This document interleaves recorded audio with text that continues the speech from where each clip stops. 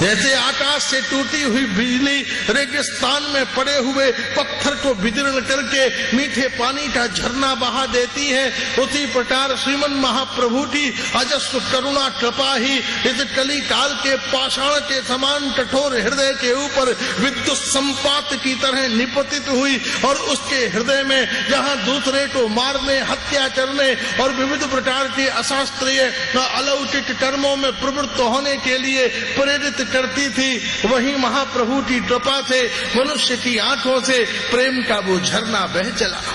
फिर जापाल और गोपाल जैसे कुतर्की और अभिमानी, जगन्नाथ और माधव जैसे दुराचारी व्यभिचारी ब्राह्मण, विविध प्रकार से तपन मिश्र जैसे साधारण जन, सार्वभौम भट्टाचार्य जैसे शास्त्र के शुष्क पक्ष में डूबे हुए, विविध प्रकार से महाराज प्रबोधानंद सरस्वती पाद जैसे केवल ज्ञान और तर्क को जीवन का सत्य मानने वाले, साधारण से लेके और विशिष्ट तक सबके हृदय में श्रीमन महाप्रभु ने करुणा की मंडल धारा को प्रवाह किया।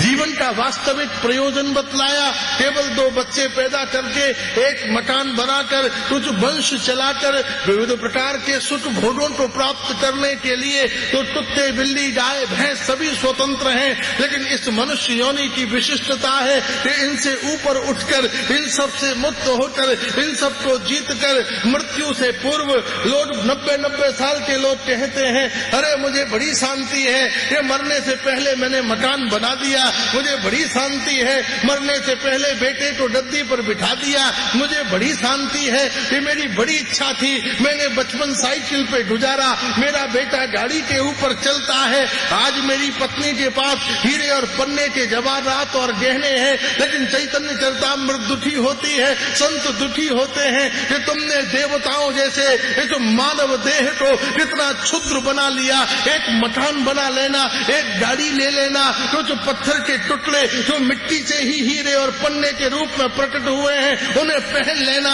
तुमने जीवन का प्रयोजन मान लिया। अरे जीवन का प्रयोजन एक मकान और एक पुत्र नहीं हो सकता।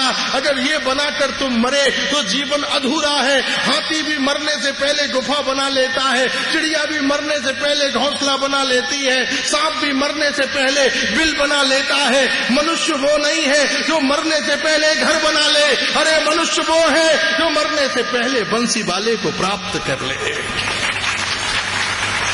जिसने मृत्यु से पूर्व श्री कृष्ण के अनंत सौंदर्य का दर्शन नहीं किया, जिसने मरने से पूर्व गुरुदेव के चरणों में बैठकर राधा गोविंद के रस महार्णव में प्रविष्ट होकर जीवन के अजस्र आनंद को प्राप्त नहीं किया। धिक्कार है उसके वंश को, धिक्कार है उसकी जाति को, धिक्कार है उसके यौवन को, धिक्कार है उसकी विद्या को। ईदृशा पुरुष भूषणम हृदयम न शुभ्रव धिक तदीय तुलसील यौवनम धिक तदीय गुण रूप संपदा। उसका शील, उसका यौवन, उसका गुण, उसकी संपदा, उसकी जाति, उसका वर्ण, उसकी परंपरा, उसका सत्य, उसका आचरण, उसका यम नियम संयम स्वाध्याय निधिध्यासन योगी आर्वतानुष्ठान तीर्थाटन, जितने भी संसाधन है वह सब व्यर्थ और निरपराध हो गए अगर उसने मरने से पहले अपनी समग्र प्रज्ञा, समर्पण और चेतना के साथ श्री राधा माधव के चरणों के प्रेम को प्राप्त नहीं किया। इसलिए जीवन का वास्तविक प्रयोजन भोजन नहीं है, शयन नहीं है। ये सारी बातें अगर इनमें ही संसार का सार होता तो बुद्ध को वृक्ष के नीचे बैठते, मीरा क्यों अरावली की गिरी कंदराओं में नूपुर पहनकर नाचती, महावीर क्यों नग्न होकर समाज में चलते, क्राइस्ट क्यों सूली के ऊपर चढ़ जाते। श्रीमन महाप्रभु जो स्वयं वैकुंठ जिनका धाम है और गोलोक जिनकी विहार स्थली है, हीरोदी पयोदी श्वेतद्वीप कारनार्लभ जिनके महद रोग है, जिनकी एक कणिका से सूर्य प्रकाशित होता है, जिनकी एक भृगुलता से चंद्रमा सर्दांशु विवाह विकीर्ण करता है, जिनके एक श्वेत बिंदु से अनंत समुद्रों का सृजन हो जाता है, जिनके एक संकल्प से तलातल वितल पाताल जनलोक वरलोक तपलोक सत्य ब्रह्म सूर्य शिवलोक प्रकाशित और स्थिर होते हैं। वो महाप्रभु 1.5 मीटर का एक बहिर्वास कमर में लपेट कर नंगे शरीर वृंदावन में और संपूर्ण नवद्वीप और जगन्नाथपुरी और दक्षिण दक्षिण प्रांतों में रोते चिल्लाते, करीली झाड़ियों के ऊपर दौड़ते, नुकीले पत्थरों के ऊपर गाते और नाचते दौड़ रहे हैं, कहीं मूर्छित हो जाते। महाप्रभु ने महीनों महीनों कभी जल नहीं पिया, कभी भोजन नहीं किया, कोई उनकी अन्न सेवा न करता, रोते चिल्लाते चलते, कोई आभूषण, कोई पानी, कोई वस्त्र, कोई औषधि ले आता। महाप्रभु कहते, अगर तुम मुझे सुख देना चाहते हो तो मुझे वस्त्र नहीं चाहिए, औषधि नहीं चाहिए, धन नहीं चाहिए। अगर तुम मुझे प्रसन्न करना चाहते हो, स्वस्थ करना चाहते हो, तो एक बार अपने मुंह से मुझे कृष्ण नाम सुना दो। इसलिए यह कृष्ण नाम अत्यंत दुर्लभ है। इस कृष्ण नाम का अत्यंत माधुर्य, इस कृष्ण नाम का अत्यंत लावण्य, इस कृष्ण नाम की अनंत ऊर्जा, इस कृष्ण नाम का अनंत महारस समुद्र केवल कृष्ण नाम में ही समाहित है। इसलिए श्रीमन महाप्रभु का ये कलिकाल के जीव के ऊपर अजस्र करुणा का मंडल सत्व और प्रवाह है। तो आज हम निश्चित रूप से अपने घर परिवार परिकर सबसे मुक्त होकर यहाँ महाप्रभु की लीला स्थली में बैठकर रस महार्णव चैतन्य चरितामृत के मंडल आनंद में समुद्र समुपस्थित हुए हैं।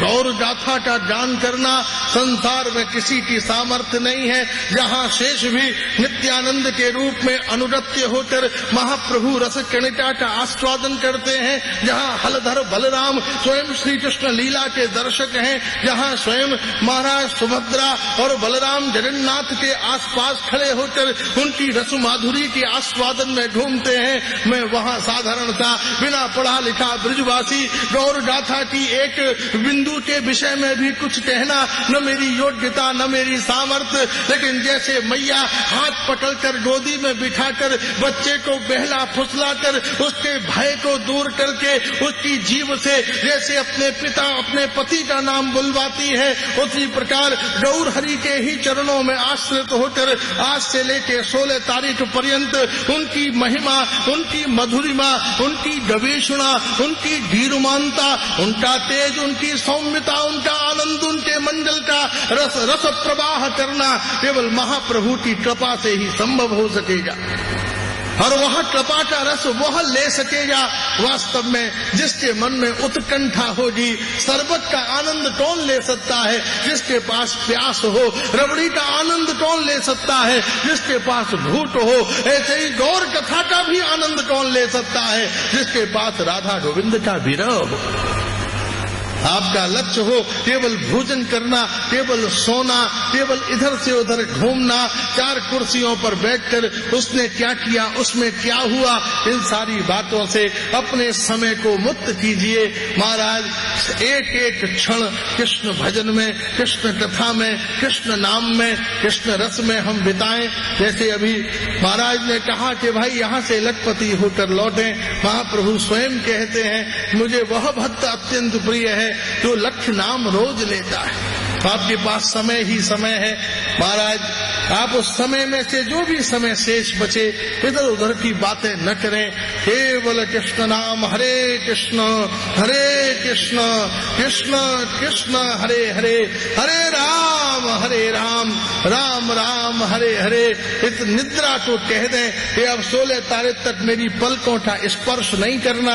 इस रसना से कह दें अब नमक मिर्च अचार शरबत ठंडा गरम का मेरे पास अवकाश नहीं है। ये जीव अब 24 घंटे केवल हरे कृष्ण कृष्ण कृष्ण हरे हरे, हरे राम राम राम हरे हरे।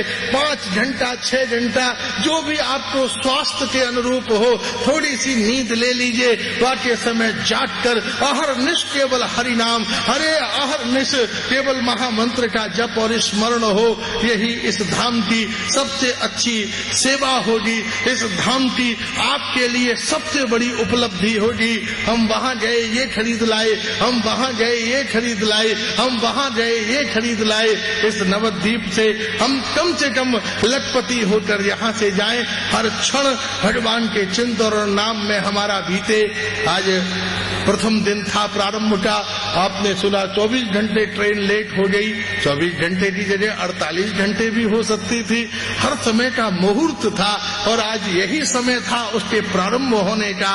और जब वह मुहूर्त ठाकुर की कृपा के बिना हमारी अपनी सीमाएं हम वहां तक देखते हैं जहां तक दृष्टि है, और कृष्ण वहां तक देखते हैं जहां तक सृष्टि है। हम केवल दृष्टि तक देखते हैं और वो सृष्टि तक देखते हैं, जीवन के अगले जन्म तक उन्हें दिखाई देते हैं। इसलिए महाराज वास्तव में जीवन का जो सत्य हो, जीवन का जो श्रेय हो, जीवन की जो पूर्णता हो, उसका समावर्तन उस रस माधुर्य से युक्त होता है। प्रकृति अपना कार्य करती है, पुरुष अपना कार्य करता है। आप कितने परिश्रम से और कितने भगवान की कृपा से युक्त होकर यहाँ पर पधारे। हमारे हुकूमत राय जी, ज्ञानेश्वर जी, डिम्पी जी, महाजन जी, बब्बू जी, वकील साहब, सुरेश जी, कितने कितने महाराज जन हैं जिनका अथक परिश्रम 24 घंटे।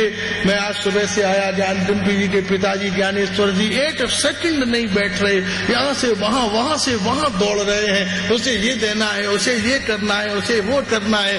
अशोक जी और दूसरे अभी अभी वहाँ पहुँचे हैं, फिर भी खड़े हुए आप लोगों की व्यवस्था में हैं। तो आप ये निश्चिंत रखिए, जैसे छोटा सा बच्चा उछलता कूदता है, भाई तू बड़ा निश्चिंत है, क्यों निर्भय है? बोले मेरी मैया दूर खड़ी है, मुझे क्या चिंता, अगर मेरे लुढ़कने से मुझे तकलीफ की संभावना होगी तो वो पकड़ लेगी, गिरने से मेरे चोट लगने की संभावना होगी तो वो पकड़ लेगी, मुझे कोई चिंता नहीं है। ऐसे ही आप भी निश्चिंत रहिए, गर्मी है, सर्दी है, क्या है, इससे शरीर को ऊपर की ओर उठाइए। ये सब आपकी व्यवस्था में लगे हुए हैं और इनके ऊपर महाप्रभु की कृपा परिवर्षित हो रही है। इसलिए इन सारी उपाधियों से, इन सारी बातों से मुक्त होकर हर क्षण कृष्ण नाम में डूबे, हर क्षण कृष्ण कथा में व्यतीत हो, और जो भी समय शेष बचे हम भगवान के चिंतन और आस्वादन में अपने जीवन का मंडल प्रवाह संपन्न करें। जीवन का अत्यंत आज यह सुविधाएं हैं। आप समझिए, आज से 600 साल पहले जब श्रीमन महाप्रभु यहाँ निवास करते थे, उस समय यहाँ बिजलियां भी नहीं थी, उस समय यहाँ छत भी नहीं थी। यह तो भक्ति वेदांत स्वामी प्रभुपाद जी महाराज की कृपा है कि आज पूरी दुनिया में लगभग 500 मंदिर उन्होंने ऐसे ऐसे स्थान पर, पूरी दुनिया में जहाँ दुराचार, व्यभिचार, अनाचार, असत्य और लंपटता व्याप्त थी, ऐसे परिवेश में उन्होंने ऐसे सुंदर सुंदर स्थानों का निर्माण किया। आज यह भव्य कथा हो रही है। जब महाप्रभु स्वयं गंगादास पंडित की पाठशाला में पढ़ने के लिए आते थे तो छत भी नहीं थी। महाराज स्वयं महाप्रभु जब पढ़ने के लिए काली मंडप में जाते और स्वयं जब वहाँ पर अध्यापक होकर पढ़ाते थे तो विद्यार्थियों के बैठने की भी व्यवस्था नहीं थी। आग के ऊपर पंखे, नीचे गद्दे, सेवा करने वाले ऐसे लोग, चारों तरफ भंडारा, चारों तरफ बातें। इतनी सुविधा में भी अगर हमने श्री कृष्ण को प्राप्त नहीं किया तो हमसे बड़ा दुर्भाग्य और कौन हो सकता है। इसलिए वास्तव में इधर उधर की बातों से मुक्त होकर हम अपने समय को भगवान नाम रस धारा में प्रवृत्त करें। कल से प्रातः 8 बजे से लेकर 11 बजे तक और सायकाल ठीक 6 बजे से लेकर और 9 बजे तक दोनों समय कथा की मंगल धारा प्रवाह होगी। 8 बजे से बब्बू जी और जो कीर्तनकार आए हैं सबके द्वारा कीर्तन प्रारंभ होगा और सायकाल 6 बजे से कीर्तन प्रारंभ होगा। 11 बजे से और जो 6 बजे तक हमारे पास समय है। 11 बजे के बाद तुरंत प्रसाद पाके और हम सिद्धता पूर्वक यहाँ से गंगा पार करके नवद्वीप हैं।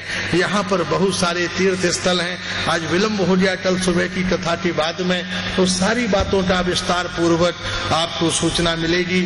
हम यहाँ पे जो भी सूचनाएं उपलब्ध होंगी आपको देंगे। कौन कौन सा स्थान है, कहाँ जाएं। यहाँ मंदिर में प्रातः 4 बजे भगवान की मंडला आरती होती है, अद्भुत मंडला आरती। इसलिए 4 बजे से पहले अपनी अपनी सैया का परित्याग करके सब लोग मंडला आरती का दर्शन करने पधारें। कल प्रथम दिन है। आज जिन्होंने गंगा स्नान नहीं किया हो, ये वही गंगा है जिसमें कूद कर महाप्रभु स्नान करते थे। ये वही गंगा जी हैं जिनमें स्नान करके महाप्रभु यहाँ की घाटों पर नहाने वाले आबाल वृद्ध वनिता को हरि बोल के आनंद मंडल धारा का प्रवाह करते थे। ये वही गंगा है जिनमें कूद कर तैरते हुए महाप्रभु दूसरे किनारे पर शांतिपुर जाकर भगवान ने जहाँ केशव भारती जी से संन्यास लिया और सारी दुनिया को कृष्ण प्रेम रस माधुर्य का आस्वादन किया, उन गंगा जी में स्नान करें, कृष्ण जप करें, मंडला आरती और सभी आरतियों का दर्शन करें। और यह अत्यंत संत के द्वारा प्रतिष्ठित और हमारे गौड़िया संप्रदाय का अत्यंत महत्वपूर्ण स्थल है। यहाँ की मर्यादा, यहाँ की स्वच्छता, यहाँ की शांति, यहाँ का भाव, यहाँ का प्रेम हमारे द्वारा निरंतर बढ़ना चाहिए, उसमें किसी प्रकार की क्षति न हो और उसका आनंद और रस बढ़ता चला जाए। अपूर्व भाव से श्रीमन महाप्रभु हम और आप सबके ऊपर कृपा करें कि यहाँ का हर क्षण का आवास भजन में, उपासना में, आनंद में बीते। इसी प्रार्थना और कामना के साथ इस समय के सत्र को समाप्त करते हुए चैतन्य चरितामृत कथा को प्रारंभ करते हैं और उसी के साथ आगे की जो मंगल कथा है वह प्रातः आपके सामने निवेदन करेंगे। अब भगवान नाम परिवेश में आरती।